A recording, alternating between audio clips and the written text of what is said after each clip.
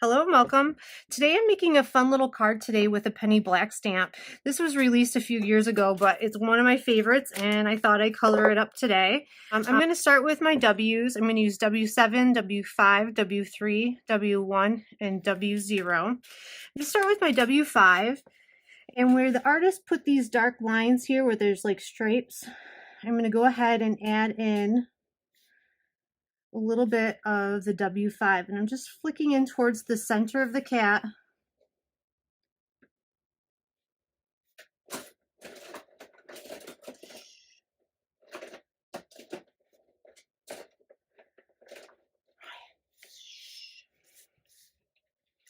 Okay, I'm going to add a little bit more here towards the bottom. And now I'm going to come in with my W3 and just, I'm actually almost pouncing because this is so little and I want it to have texture. I'm not really trying to blend the tail very much. I am going to try to blend the belly a little bit.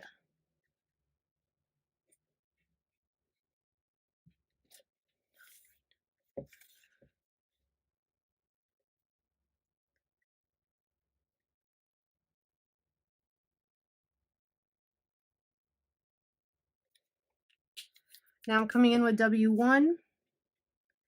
I'm still just pulling that color in from the sides of the cat.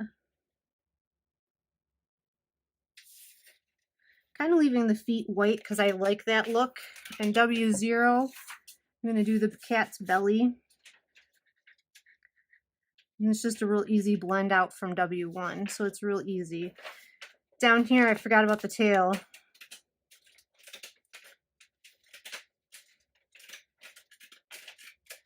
Adding just a little bit to those paws. Now, I haven't used my W7 yet, so this is where you can make a judgment call. I'm going to go back in and I am just going to darken up the stripes a little bit, because all that blending washed out our W5 a little. And as you can see, I'm just kind of pouncing around. I think this gives the cat back its shape. So I'm just kind of putting little dabs of the W7, a little bit here at the tail base.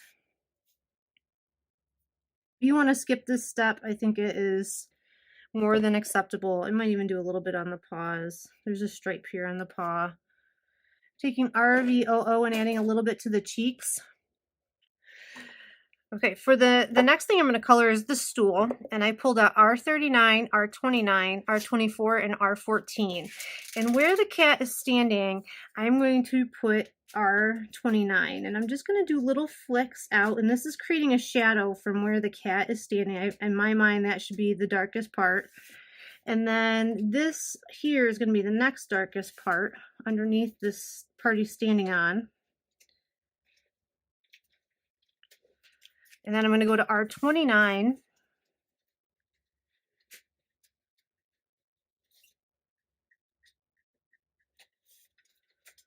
Take that down.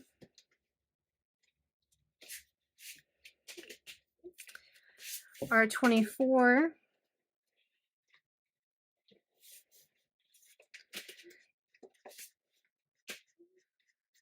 And notice I'm flicking farther because the shadow should be small. Most of the ladder should probably be R24 in color. And then the highlight part, R14, and I'm just doing this right here. A little bit of that real light red just to give it some contrast. And now I'm going to start this process from the bottom up. So a little bit of R39. This back leg is going to be in shadow. Shadow.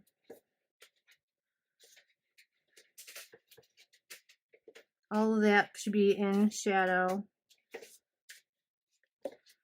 Now going to R29, just blending that out a little bit.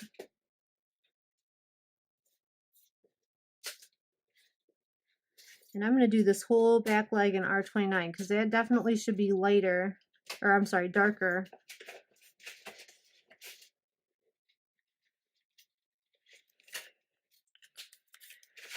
Going to R24.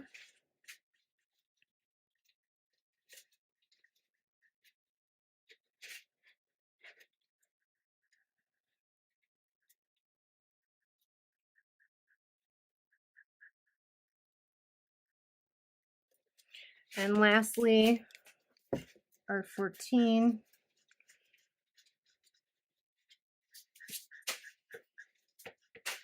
Now we have these little steps to do. Just on the edges here, I'm putting a little bit of R39.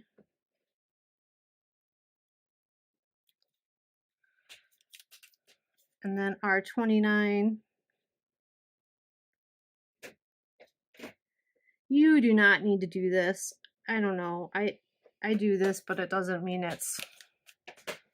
I think it's more important on the side of the ladder than anywhere. This is R24. And there we go. We have our completed ladder.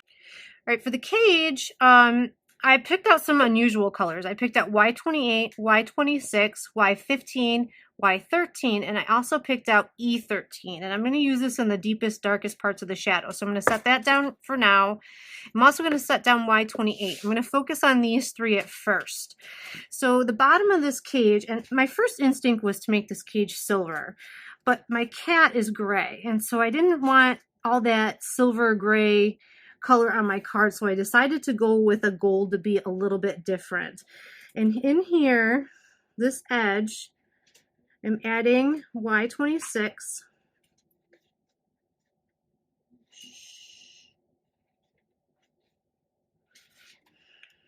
And then I'm going to come in with my Y15. And these colors work really well together. And they kind of give it a yellow, very yellow gold feel to it. And then we have our Y13.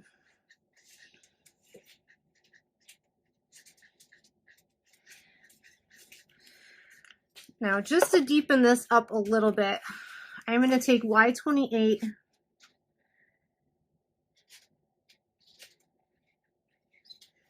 just a little bit.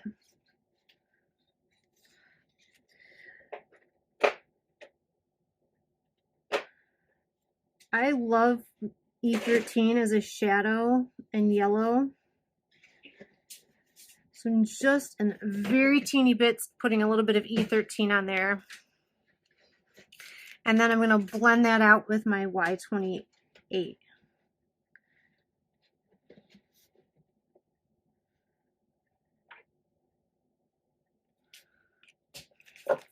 My Y26.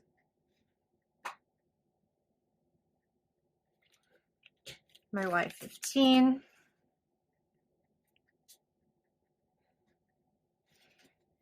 And Y13. Now, we went above and beyond in the bottom of the cage, so here's my thought. We don't have to go absolutely crazy at the top of the cage. So what I'm going to do is take Y15, just because that's one of my midtones, and I'm going to fill in these bars.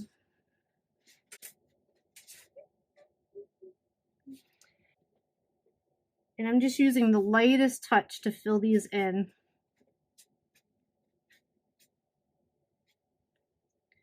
And again, they're not going to be perfect.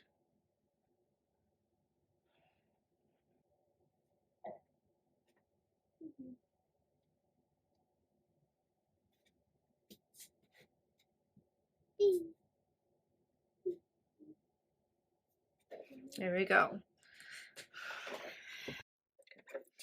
For whatever reason, I decided my bird is green. So we have 3 little feathers here that are kind of falling out of this cage.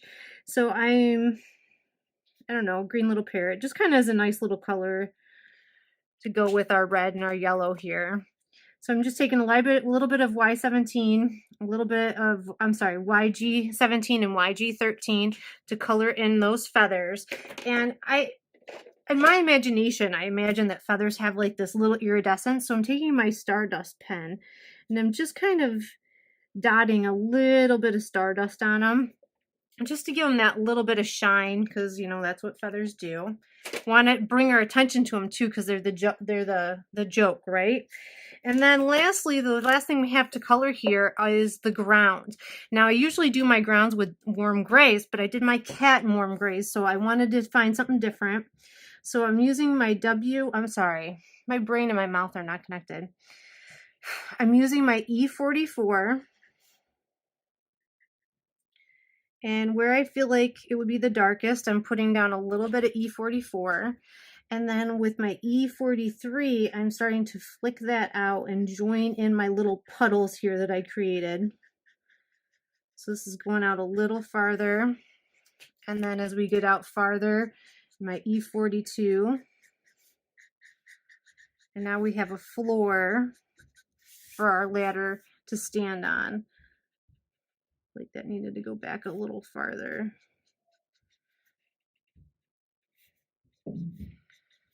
So now we have this all colored up. So now that we have this all colored, I'm going to go ahead and use an Avery L die to die cut this. And because I'm moving stuff around my craft room, my die cut machine's in the other room, I decided to color up another one I was going to make two anyway. And through the magic of television, here's the other one that I've already managed to die cut. We can go ahead and assemble this card. And I'm going to do a lot of the gluing here in super fast motion, but I'll just talk to you about the little parts that I did. I used an embossing folder to emboss, like, I don't know, maybe a little less than half of a green piece of paper. And I cut a thin strip of red cardstock that I'm going to put over that. And then the last thing I'm going to do is add a sentiment. So I'm going to do all this in fast forward motion just to save you guys some time.